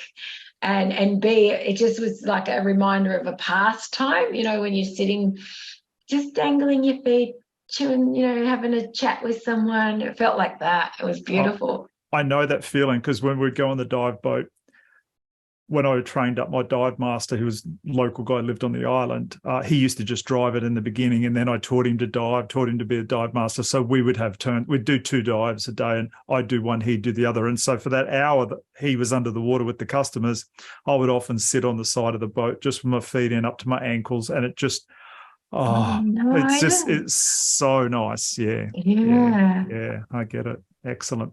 Now, I've heard you talk about breathing as well to help you overcome different issues out in the ocean. And before we started recording, I was talking about, you know, Wim Hof and all the different breathing methods that there are. I want to talk about breathing a bit more, but I have one question in the beginning. Recently, I've come across a different breathing method that's extremely non-traditional on all my Google searches. But I'm just wondering, with all of the types of breathing that you did out on the boat, or you normally do you always inhale through your nose and out through your mouth? Mostly I do. But then also it's very comfortable for me also just to do nose breathing. I'm very comfortable just to do in and out through my nose. But I think when I'm more conscious and I am actually doing like maybe the 4x4, the box breathing method that the SEALs use, I do in through the nose, out through the mouth. And as a personal trainer, we teach in through the nose, out through the mouth. So although, yeah, I did find it very, because there was times when I felt so tired that even talking, I would be like an ventriloquist, and it was just too much effort to even open my mouth. And I used to make 2 phone calls of a night time. One was always to my weatherman, and I used to make another phone call just to a friend, you know. And I used to find that I'd struggle on that second phone call, and I'd be literally talking like a ventriloquist. So to breathe just through my nose was very, very comfortable, and it felt more efficient. But generally, if I was doing a conscious meditation, I would do the in through the nose, out through the mouth, and that 4x4, the box breathing that the SEALs use. And I love that technique and what they've proven with studies, what that does biologically, physiologically. You know, they've taken all your readings on your blood pressure, your cortisol levels. You know, people that suffer with anxiety, they're in for 4, hold for 4, out for 4, hold for 4, in, and that's all you do. You just breathe in, 2, 3, 4, hold, 2, 3, 4, breathe out, 2, 3, 4, hold, 2, 3, 4, breathe in, 2, 3, 4, hold, and then breathe in. And 10 cycles of that can bring your blood pressure back to a normal. So I just love these really basic, simple philosophies that have been tried, proven, tested. Good enough for the SEALs, good enough for me, you know. Awesome. Yeah. And so did you have times out there that were stressful where you used breathing yourself to calm yourself? I think I had one full-blown anxiety attack, and that was when I was waiting for the cyclone. So I knew the cyclone was coming. It was literally the calm before the storm. Cyclones in the, a couple of days before, they will just suck everything out of the atmosphere. So the air just felt thick, and you got the beaming down heat from the sun, you've got the reflective heat from the water, you've got the deck is hot, it's stifling. And this particular day I was like, I felt like I was heaving for air, and all of a sudden, like, all my limbs just went weak, and I'm like, what the fuck is this? What's going on? I'm like, this is an anxiety attack. This is anxiety. People talk about this. I've heard about these symptoms, but I've never experienced it. So in that moment, I was like, I asked, all right, what are you going to do with this? What do you want me to do? I'm asking my body, what do you want me to do? And it just said, go through the motions. It said, get some food into you, make a pot of food. All the things I didn't want to do. It said, make a pot of food. It said, make a sweet drink. Get one of your gels, those energy gels, put it in water, shake it up and drink it. You need some sweet drink into you, hydrate. It also said, do something that's going to give you some instant reward. So I was like, okay, I'll pump some water. So there I am. I put my meditation on. I put a guided meditation. He's telling me what to do. Dr. Joe Dispenza, I put one of his meditations on. I'm pumping water so I can visually see me producing something proactive, and at the end of a 600 ml bottle, which takes about 20 minutes, I had returned back to baseline. So it just, I was doing the breathing, I was doing the visualization, I was doing appreciation, I was doing something active, proactive, just going through the motions, just get the water, and it was quite an amazing light bulb moment, because I thought, man, people with anxiety, they need to know this. They need to know how to do this, do something that's rewarding. And whether it's shooting hoop, you're a good hoop shooter. Go pick up your ball and just go and start getting one after the other. Put them in, put them away, pop them in. Whatever it is that you do well, go and do that. Get some instant reward into your body. And slow your breathing down, become very conscious, go inwards, with your breathing, listen to it, feel it. And if you need to be guided because you're so ramped up, have your go-to material. Like I knew exactly which meditation I was going to put on for this moment. I was like, I need Dr. Joe, and within 20 minutes I was back at baseline, and I was like, that's a win. That's a huge win. Yeah, wow. In another interview I heard you talk, was the Atlantic, that was 68 days, is that right? And you made the comment after, like on day 68 of the Pacific, if this was it now on this row, it would be just too easy. Yeah. So I think for the listeners on this one, like the 68 days for the Atlantic for you was like a big event, and everyone's, no one would think that's not a big event. But now you're on the Pacific, you've hit 68 days of unknown amount of days, 250, 300, whatever.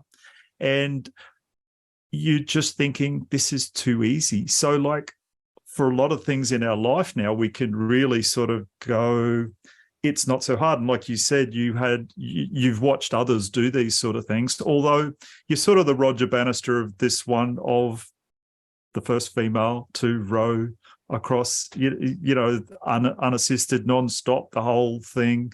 In the intro, I took all the technical work, the way it was all described out, and just tried to make it how I would think about it. But I just share with that, like, and I guess you did earlier when you said like that Pacific Road now was just like, that was just something like, I know there's heaps more. Like, yeah, tell us more about that. Yeah, like you have milestone moments, and I always say you celebrate those. Like, spend some time to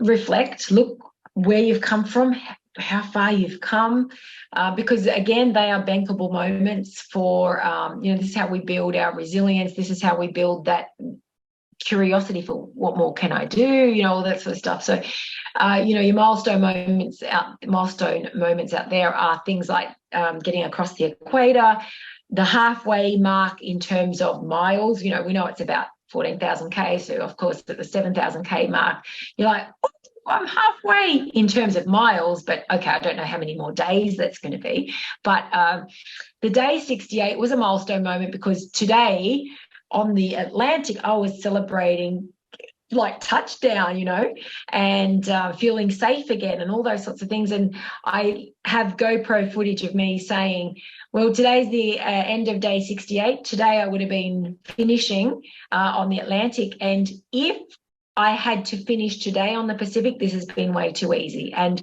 it's because of my preparation for the Pacific, thanks to lessons learned and, all of my weaknesses were exposed on the Atlantic. She was my maiden voyage. She was my boat's maiden voyage. We've never done it before. So, they're the things, you're sort of making little lists while you're out there. If ever I did another ocean, I'd make sure I did this. I'd do that differently. I'd pack differently. I'd, beef up my rudder. You're sort of making all these analytical kind of notes when you're out there. So thanks to all the stuff ups that I made on the Atlantic, the Pacific was a better prepared row, mentally tenfold. Like I really did a lot of mental work and it paid off. I relied on the Jose Silva method. I did the course. I was looking for something where I could heal my body because, I suffered with earache, toothache. I had anxiety on the Atlantic, and I wasn't prepared for any of them. So, I thought, wouldn't it be good if you could do something where you could heal your own body, where you knew that if I gashed my leg open, I could heal it, or if I had a toothache, I could heal it, and without drugs. Imagine you got no access to anything. And as I'm thinking this stuff, this is what I'm saying about entering into the quantum. Something came on my across my news feed on Facebook, and it was Vishaan Lakiani from Mind Valley, and he was talking about the Jose Silva technique where you can heal your body. And I'm like, man, that's what I've just been saying. I need this. He's talking about it. I'm like, okay. So I then Googled, Jose Silva, where are the courses? I'll just sign up now, because I told you in the beginning, I take things literally. He said you can heal your body. I took it literally. I'm like, oh, fuck, I need that, right? So I look it up, and there's only one trainer in Australia that does Jose Silva. So I ring her up, Janine, and I'm telling her, I'm about to do this event. It's long distance, 10 minutes endurance. I said, I'll have no access to any medical help or assistance. I'm going to be a long way from anything. And if, anything helps me, it'll be a distant ship. If I'm lucky, a commercial ship will divert. And she said, what are you doing? And I said, I'm going to row across the Pacific Ocean. I need to be able to heal myself. I suffered with earache, toothache, I told her all the things that happened to me out there on the Atlantic. I said, I need to be better prepared. I said, is this the course for me? And she said, without hesitation, yes. And I'm like, right, can we do it now? And she said, no, I don't have it for a couple of months, Michelle. It's not available. I'm not running one for, the next. And I'm like, no, but I've got a tear in my elbow. I need to do it now because I've got this. I've just had a scan. There's a tear, 2 tears, very deep. My physio has told me this is going to be a year to repair. And I said to him, dude, I don't have a year. And he said, Michelle, this is not a quick fix. You know that. He said, you got 2 very deep tears there. And I had the scan to prove it. Anyway, she says to me, I can give you the technique now. I said, well, you give it to me now and I'll get a head start and I'll start now. What do I do? And she told me to follow this link. I followed it 3 times a day, 17 minutes. I put it in my diary. I hand wrote it in the diary every day. Jose Silva, Jose Silva, Jose Silva. I laid down, did it, just what I'm told. And I was still seeing the physio. And I says to the physio, you don't understand, man. Because he said, this is improving so fast, Michelle. And I said, yeah, I'm dousing it in bright white light. And I said, I put a laser light over the top of the where I know the tear is. And he said, where can I buy this light? And I said, no, it's in my imagination. And he's just gone, oh God, you're crazy. You have lost the plot. Anyway, 10 weeks later, completely healed, no sign of a tear, like, you know, and I'm like, Jose Silva. So, you know, like these are the things that, you know, again, tried, tested, proven. So by the time I got out there in the middle of the Pacific, I already trusted this or, you know, there's about a dozen techniques. And then you refine it and you sort of get your own little handful of favorite techniques that they're my go-to. And that was the difference. It was the fact that I had invested in a very intentionally, consciously chosen course that, you know, ticked all my boxes, and I believed it. You know, this placebo effect, right? That is very powerful as well. Wow. Okay. So you're back in Australia, you've been back 3 months or so now. And I've heard you talk about maybe you might go across the Indian Ocean as well, like da-da-da. Okay. So that might or might not happen, but that will be exciting. Awesome. What else are you doing? Are you offering this knowledge to people? Like, are you coaching? Are you running anything for people to come to you to be inspired, etc.? Like I'm available to do, you know, ideally I would hit the speaking circuit, and these are pretty much, my messaging is very much around our potential and how powerful we are. We have everything we need to heal our body. I'm, you know, about being conscious of your spoken word, your written word, the vibration, the energy, the frequency. And I speak it because it's happened to me personally. I'm not just saying this from a textbook, you know, if you do this and this and this. No. I live it every fucking day. It's, you know, I'm amazed every day at conversations that just come to me, and I'm like, oh my God, like, you know, again, I just now go, it's the universe. Like it's a knowing now, because it happens so frequently. It's not a coincidence, right? You know, you have a whole heap of meaningful coincidences and serendipity moments, whatever you want to call them. I say it's like all your thoughts and your actions and your energy goes into a vortex. You know, I imagine a test tube thing, a big clear cylinder, and all my thoughts, my energy, everything I'm putting out. And then I see this swirling of, you know, like a frost and a cloud, and it's the better my thoughts are, it's like gathering and then brings all the stuff I need. Like, because I've seen it so many times, I just know it to be true. You know, having that desire, the belief, the expectancy. So this is what I talk about, and I am, you know, promoting myself on the circuit. I am with an agent. I spend time at my computer every day. I believe in momentum. I believe in just doing a little bit every day is building everything in the vortex, you know, that energy. So every day I sit here and I do emails, and I try to sell myself to, you know, corporates, to schools. Today I contacted the ocean rowing, surf club rowing. And so I've just said, man, you guys need me to come and talk to you. I said, I've just rowed across the Pacific Ocean, and your guys would love being on this one continuous fucking never-ending wave for 14,000 kilometers. So, and yeah, they're my messages. My messages are very much from a vibrational, resilient building. You know, all your fails in your life, look at them with gratitude. Like, look at the lessons you learn out of those opportunities that come from a fail. You know, I had 3 failed rollover tests, you know, where I insisted, again, intuitively, I insisted that we manually roll my boat over, capsize it. And it failed. It sat upside down like a fucking turtle, and it weren't coming back for nothing, for nobody. So my intuition has saved my life many times. You know? Then you made alterations to the boat to make it. Yeah, so it's you go back to the drawing board, and, you know, again, yes, it's an epic fail. It's going to cost money. It's going to cost time. You're usually out of time and money by the time you do these tests. They're the last thing that you do before you ship it. So, you know, you don't have time to blame and worry. It's just like, let's find a solution to this problem, okay? We didn't self-right. Okay, we're too light. Okay, well, what are we going to do? There's got to be some space in this deck where I can lay some lead or something permanent to. So, and that's what we did. We had to cut my deck open. I built my boat, so I knew it intimately. I knew where every single spare space and cavity was. I knew every bulkhead. I said, there's some space under here, very close to the keel. It's about this deep and it's about this long.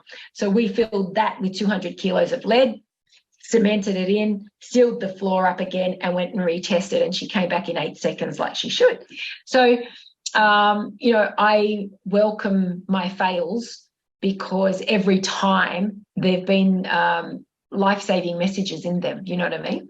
And they're that opportunity to sort of increase the bar, increase that ceiling for your resilient. They're the resilient building moments. We're not born resilient. We have to take advantage of these opportunities, our fails, to keep raising that ceiling, and then it's that whole train hard, event easy. That's how now all of your little trials and tribulations in life, for me, like, they're easy. They're like, I just rode an ocean. It's nothing.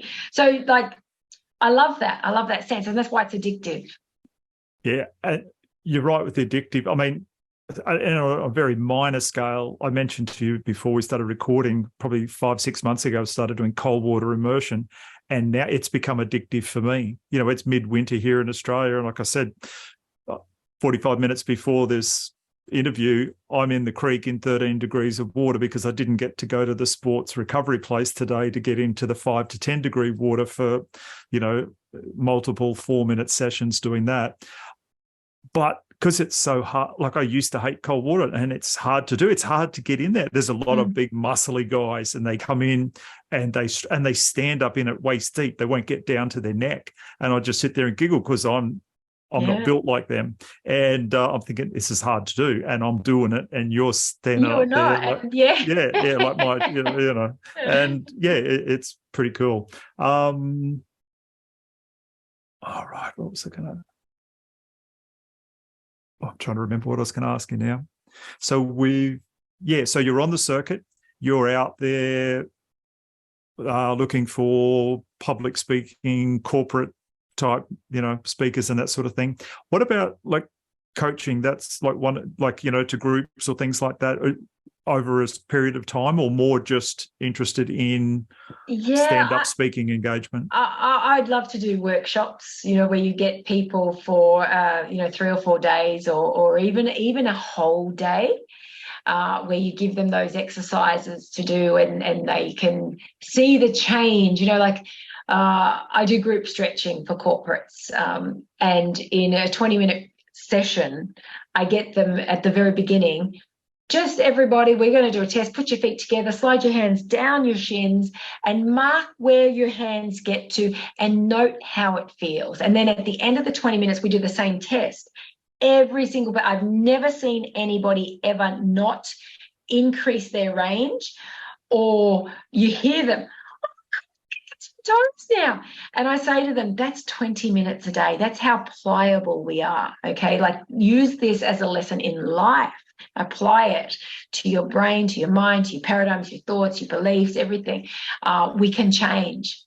I'd love to do a workshop. Would be great, because the results for those are just mind-blowing, and like, so rewarding for me as an individual to stand there and say, well, we walked in the room and everyone thought this, this, and this, and they had all these limiting self-beliefs, and now everyone's walking out feeling quite empowered, or they're definitely feeling a whole lot more positive than what they were. And even when I do corporate massage, that's my day job, right? That's my trade, is massage. So at the moment I'm doing corporate massage. You go into the corporate world, and you're either doing anywhere between 5 and 15 minutes. Yesterday I did 15-minute massages to I touched 16 people yesterday. I was there for like nearly 4 hours, and you have a little bit of a chit chat, and a couple of them realize who I am, what I've done, just through general conversation. You don't tell everybody. And the feedback I got afterwards was, oh my God, everyone's just in awe. Like, everyone just feels so inspired. And that's just, they've gone out, they've Googled me or whatever, seen something, and they're like, oh my God. I think when people realize, again, it's human potential, that, oh, shit. And they look at me and they think, shit, she doesn't look like anyone that, she doesn't look any different to me. I don't look athletic. I don't look sporty. I don't look anything outstanding. I'm not the Olympian. I'm not the elite. I'm not the athlete, not, the born adventurer. I am literally so relatable because I am just the girl next door. You know what I mean? Like, I just had a dream that possessed me for so long. I had to do it. And I didn't come from those backgrounds where, I had the silver spoon in my mouth or the oar in my hand, or I wasn't born to, a naval dad or anything like that. So it's just, again, part of my story of, if you want something bad enough, you will make it happen. Yeah, and like, you literally didn't have an oar in your hand until the boat, your custom-made boat, went in the water. I mean, you done the world record for in the gymnasium rowing machine. Correct. But quite different to put those oars into the Atlantic and Pacific Oceans, and with a very uneven sea. And that's what I was going to ask you too. You were talking about the rollover, adequacy, with the boat. Did you ever roll over? Didn't even come close. Really? Not, and I had 5 hurricanes, 4 cyclones. I went through the South Pacific during cyclone season. I was out there in the thick of it, in the Coral Sea, and it was like just being in a bowling alley, Cyclone Gabrielle, he caused massive disruption to me. He created 9 days worth of complete lockdown in a tiny cabin where, when you're laying down, if I put my feet on the ceiling, it's like being under your kitchen table. That's how much space I had.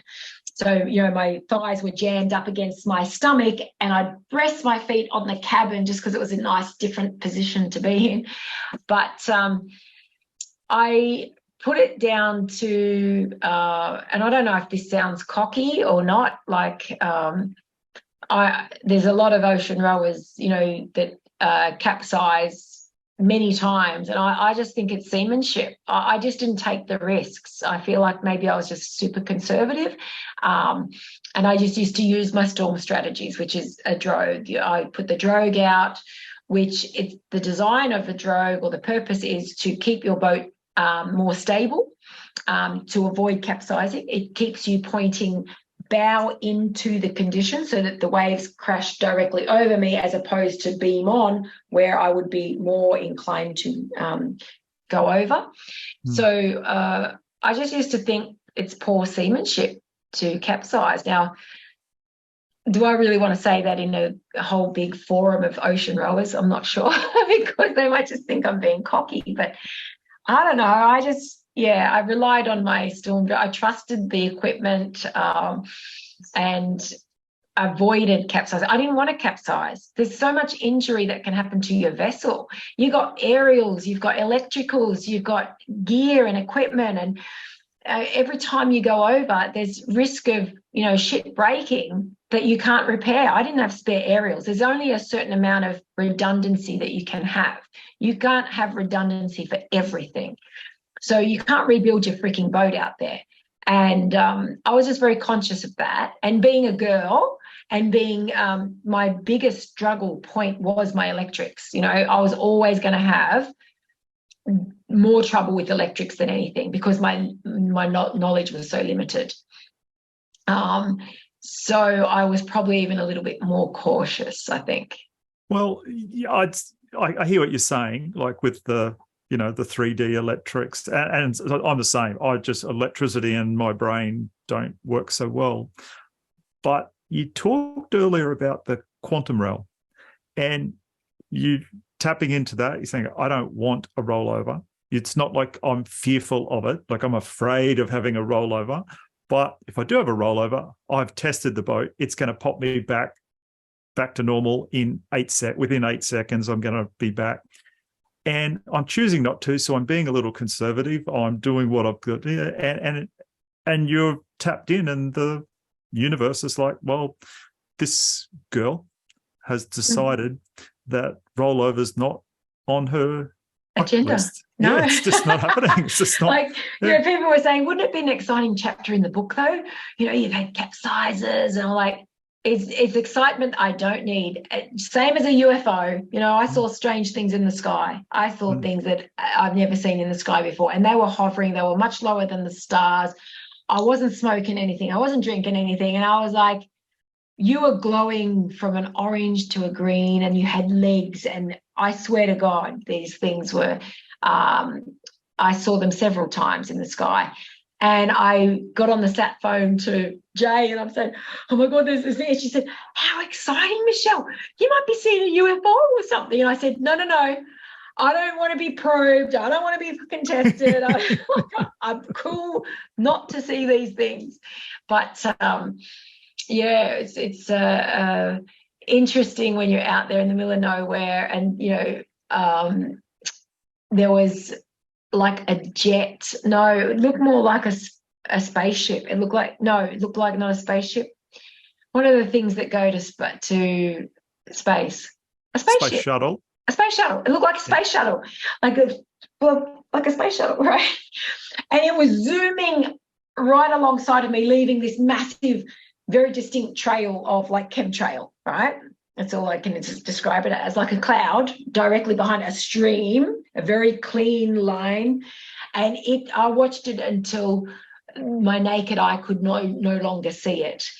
And I'm like, what the fuck is that? And then the next day, it came on the other side of me. And I never saw a plane in the sky apart from these things that left a chemtrail. And then the next day did this thing. I didn't see planes until I was very close to Port Douglas. I just saw nothing around the islands. I thought once I got to the Solomon Islands, Vanuatu, or under Hawaii, I thought I'll see something in the sky. Nothing. And like, what altitude was this space shuttle type thing? Like high or? High. He was higher than the clouds. Right. Okay. Yes. Yeah. And then, strangely, it was only like 2 days later, after I saw it go down my port side, 2 days later, there were reported hurricanes in USA. And it was, it was during that time when I was just coming off the coast of Mexico. I'm like, is that a coincidence or what? Yeah, wow. Yeah, the mystery deepens. Yeah. Wow. Michelle, this has just been exhilarating for me, hearing you with all of these how you live your life, how the things you've gone through, like, you've run the 4-minute mile, like the first woman, unassisted, non-stop across the Pacific Ocean, and yet I'm curious how Roger Bannister would have looked at that. Like, would he have looked at that as like a thing now? Like, yeah, that was just something I did, that's not the end of it. There's a lot more to come yet. I'm really curious to see the future with you, sitting, watching on the wings, like where you'll go, and the inspiration, like the ripple effect from your life is just, wow. I'm not even going to ask you this question, because I do often ask guests, do you think that you chose to be on Earth at this time for any particular reason? And I think you kind of know you were, you did, and you're nodding away here, like, yeah, you know it all, and you're living your purpose. You know that you came here to do something, and you're letting people know about it, and you're elevating, you're bringing everyone up with you. Like, we're all coming up with you, and it's just, I can't wait for the listeners to like get hold of this one and awesome. Be inspired. Oh, wow. Thank you so much for the opportunity. And one thing I do need to correct is solo, nonstop, unassisted, like solo. I can't really call it solo. My crew on the ground, and they were very small, very tight knit, and I would not have done it without them. Like, you can't underestimate your support crew. They're the backbone to your success. Do you know what I mean? Like, they were really with me the whole way, and without them, I don't even know how I would have ended up. So, everyone that took my calls, everybody, Roger Badham, who took my calls many times a day, He became my mentor. He was more than just a weather router. There's no way he was just a weather router. But then my friends that were the moral support and stuff that would answer me in the middle of, cyclones and me stuck in my cabin, bored out of my brains, So, I just think nothing solo about it, thanks to everyone that came on the ride with me. Yeah. And like I said, like we think of you're the hands on the oars, but there's so much more to it. Like the things that drive those hands is that community, that connect. You were alone, but you weren't. Correct. You had that. You needed that connection from, as much as we need our alone time. You had that connection that made that next day when you got hold of those oars again, made it that much easier. Yeah. Awesome.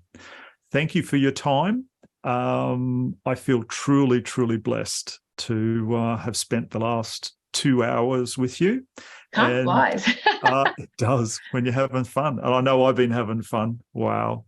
So thank you to all the listeners. We're going to have Michelle's contact info in the show notes, where you can keep track of her and her progress and how she moves on. And if you are a smart, intuitive corporate CEO, man, is the person to have, motivating your crew, your executive team, I can tell you. Oh, darling. Thank you, Doug. Thank you so much. No problem. All right. Thanks to everyone for listening, and we'll talk to you next week. Bye-bye. Bye-bye. Well, we're at the end of another thought-provoking episode. Remember to subscribe so you'll be alerted to new episodes. I want to say thank you to the men who are joining me on this journey of intuitive development. I truly hope our time together has expanded your reality and reinforced trust in your ever-reliable gut feeling. Embrace your intuition. It will not lead you astray.